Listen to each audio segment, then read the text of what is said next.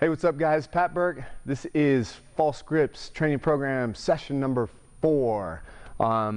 So we've got 3 sessions under our belt. We're at this point starting to fill things out. Hopefully feeling pretty good about them. So this session, it resembles session number 2. We have some vertical pushing and pulling with some slight changes. So we start the session off with false grip lean.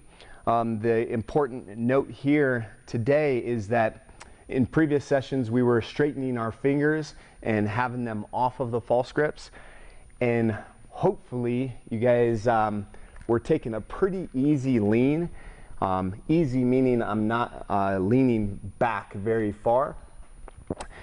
And so this session is where we will start putting a little bit more body under load, and then we can go ahead and wrap our fingers around and just kind of take our eyes off of that little feeling.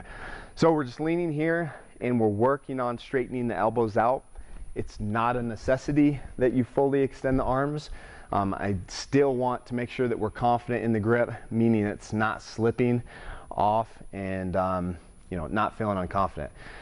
So we've got two sets of 20 seconds of the false grip lean, a little bit harder lean today. So then we'll move on to our push-pull combo. Technically, I always like to start on the pull and then go to push. It doesn't really matter where you start.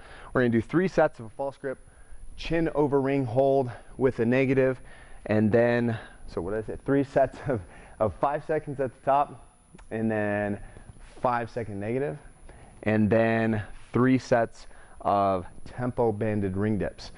So I like to start on the pulls up here. The change that we're doing today on this is that our palms are going to be facing each other versus facing the body.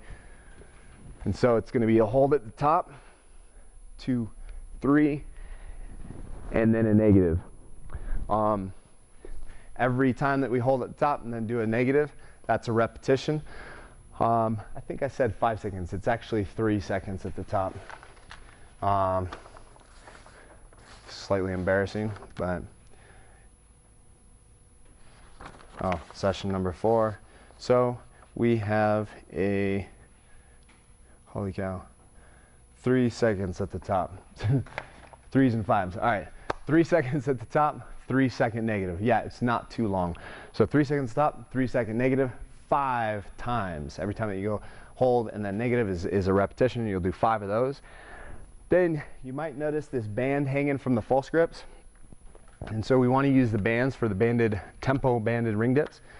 So I'm going to put the bands over the bottom of the rings side by side so that the false grips will seat all the way down the ring. So make sure the bands are in between the lines on the false grips, and they're going to seat all the way down just like that.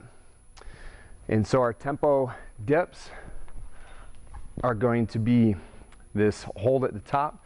Now this tempo is going to be different than the pull tempo. There, it's going to be the tempo that we've been using for ring pull-ups and ring push-ups, or sorry, ring rows and ring push-ups. So we got 3 at the top, 3-second down, 1, and 1. You notice I have my feet in the bands. That allows me to get a ton of assistance from the band, and I'm just like hanging out here and talking. Like that's how I picture when you do this movement, is that you have the utmost full control of yourself in this position. So I'm getting a lot of assistance from the band. 3 at the top, 3-second down, hold for 1, press for 1. I'm not opposed to people using the knees. It's just you don't get as much assistance. And right now here in the first few sessions that we're doing banded ring dips, again, like similar to last sessions or previous sessions, it's all about time under tension and just making sure the position is in the best position possible. So we're learning the rep. Like this is perfect, we're as close to perfect as possible. So we're using whatever we need, bands in this case, to make it happen. So there's no grinding. We're not like finishing our reps with our shoulders up in our ears and our elbows not getting locked out. In fact, shoulders away from the ears, our body's in a hollow position. I'm squeezing my stomach, I'm squeezing my butt, and feeling overall confident and good with the position.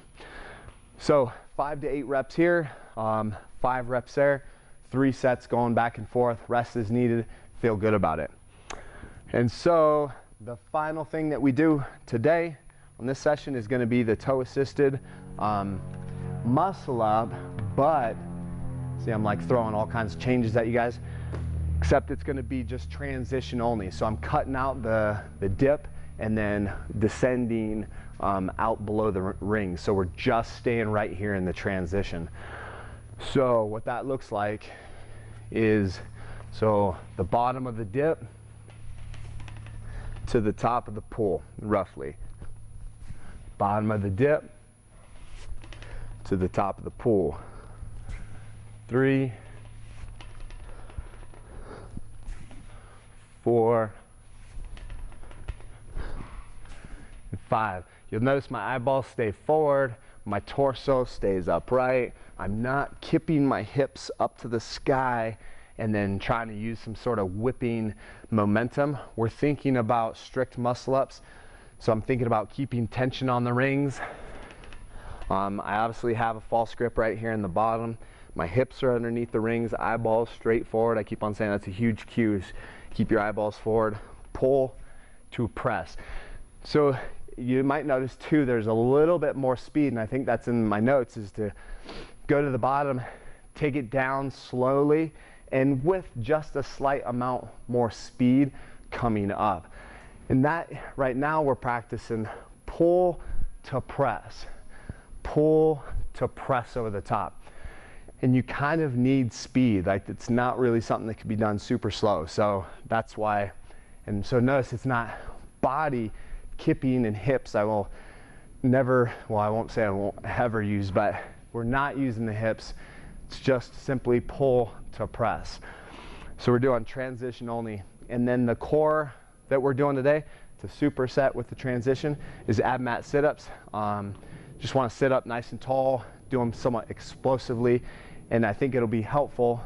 I think it's always helpful to do our core and transition work together, because there's a ton of core in shaping the body over the rings. So after you do your set of ab mat sit-ups, touch over the head, sit up tall, you'll come back to the rings and then kind of feel that activation of core over the top of the rings. So that's session number 4. Shoot your videos, shoot any videos, ask any questions that you got. I'll go ahead and answer them. Thanks, guys.